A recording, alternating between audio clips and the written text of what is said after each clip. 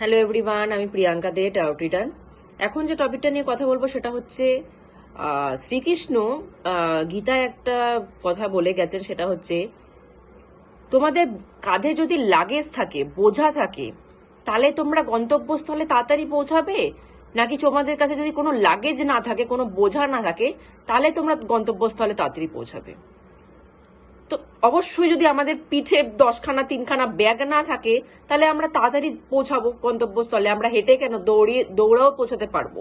কিন্তু আমাদের ঘাড়ে যদি 2-3খানা ব্যাগ থাকে, তাহলে আমরা দৌড়াতে তো পারবোই না, হেঁটে হেঁটেই পৌঁছাতে হবে, প্রচুর টাইমও লেগে যাবে, কষ্টও বেশি হবে।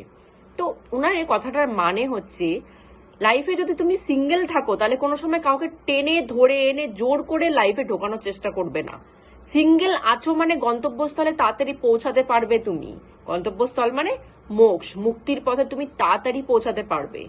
তো সিঙ্গেল আছো মানে তোমাকে অপরচুনিটিস দেওয়া হচ্ছে যে তুমি তাড়াতাড়ি মোক্ষের পথে যাও, তাড়াতাড়ি গন্তব্যস্থলে পৌঁছাও, অপরচুনিটিস দেওয়া হচ্ছে। তো সেটাকে একসেপ্ট করো, অপরচুনিটিসটাকে।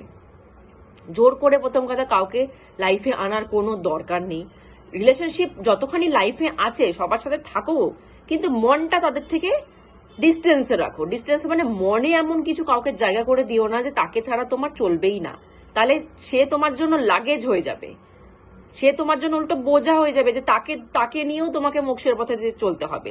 তুমি মানে নিজের মনটাকে তার সাথে এমন ভাবে জুড়িয়ে দিও না যে তুমি তাকে ছাড়া মোক্ষের পথেও যেতে না পারো, তোমাকে তাকে টেনে নিয়ে মোক্ষের পথে যেতে হয়। তাহলে কষ্টটা তোমারই বেশি হবে, কারণ নিজের ভার বহন করা প্লাস আরো কয়েকজনের ভার বহন করে তোমাকে মোক্ষের পথে যেতে হবে।